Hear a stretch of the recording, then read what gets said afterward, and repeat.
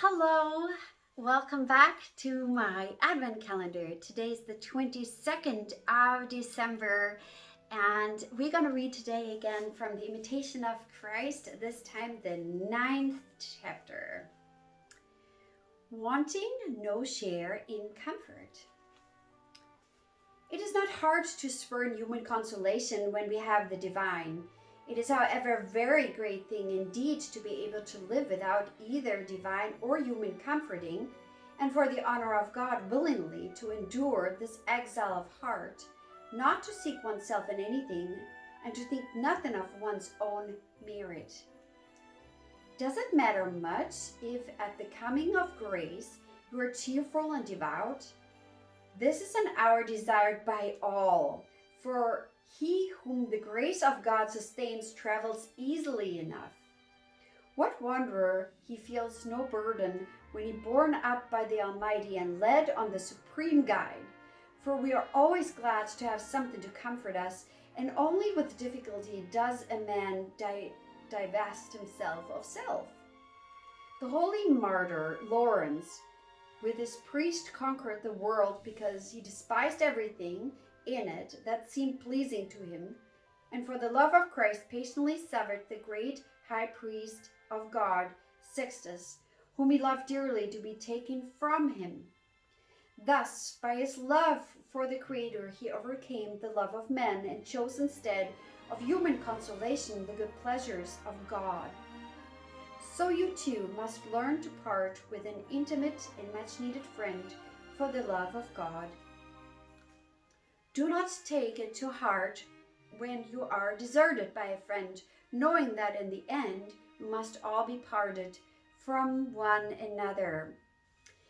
A man must fight long and bravely against himself before he learns to master himself fully and to direct all of his affections towards God. When he trusts in himself, he easily takes to human consolation. The true lover of Christ, however, who sincerely pursues virtue, does not fall back upon consolations, nor seeks such pleasures of sense, but prefers severe trials and hard labors for the sake of Christ. When, therefore, spiritual consolation is given by God, receive it gratefully, but understand that it is His gift and not your meriting. Do not exult, do not be overjoyed, do not be presumptuous, but be the humbler for the gift, more careful and wary in all your actions. For this hour will pass and temptation will come in its wake.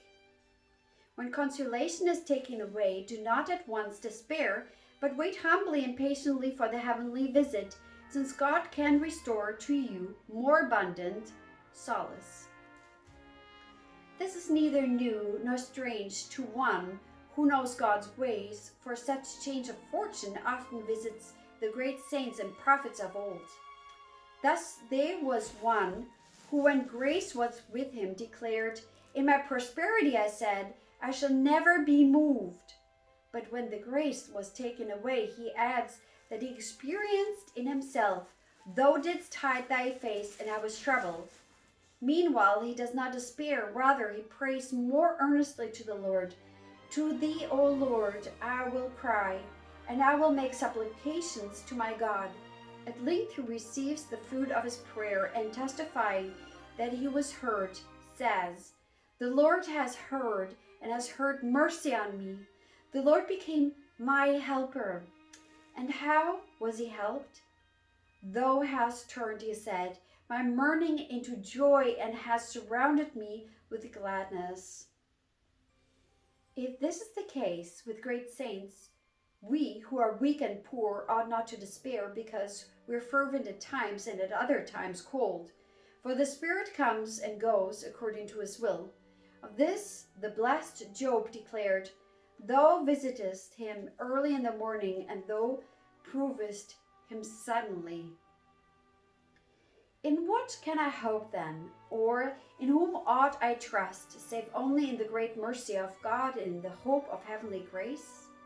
For though I have with me good men, devout brethren, faithful friends, holy books, beautiful treaties, sweet songs and hymns, All these help and please but little when I'm abandoned by grace and left to my poverty.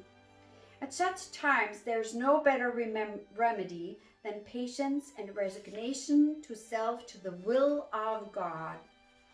I have never met a man so religious and devout that he has not experienced at some time a withdrawal of grace and felt a lessening of fervor. No saint was so sublimely rapt and enlightened as not to be tempted before and after. He indeed is not worthy of the sublime contemplation of God who has not been tried by some tribulation for the sake of God. For temptation is usually the sign preceding the consolation that is to follow, and heavenly consolation is promised to all those who proved by temptations. To him that overcomes, says Christ, I will give to eat of the tree of life, it says in the Apocalypse 2:7. Divine consolation then is giving in order to make a man braver in enduring adversity, and temptation follows in order that he may not pride himself on the good he has done. The evil does not sleep, nor is the flesh yet dead. Therefore, you must never cease your preparation for battle, because on the right and on the left are enemies who never rest. You know, it is so great. It's so easy to be feeling all saintly, to have patience and to be loving to others when you're happy, when life is going well and you feel consoled, maybe even in prayer, you feel good. Inside, you feel peace and you feel like so much of grace is flowing. But then, if that is taken away, then what do you do then? Do you give up prayer? Do you not endure? Do you not fight? See, if we would just gain consolations after consolations after consolations, we would pride ourselves in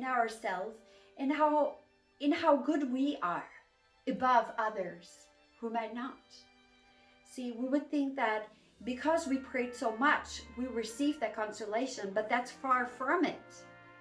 Or because we have been so good that this is why God is giving us consolation and graces and a good feeling or peace.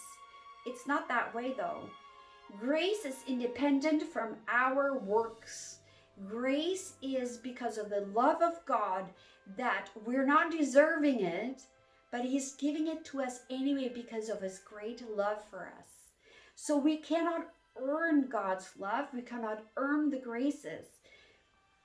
All we need to do is to endure patiently.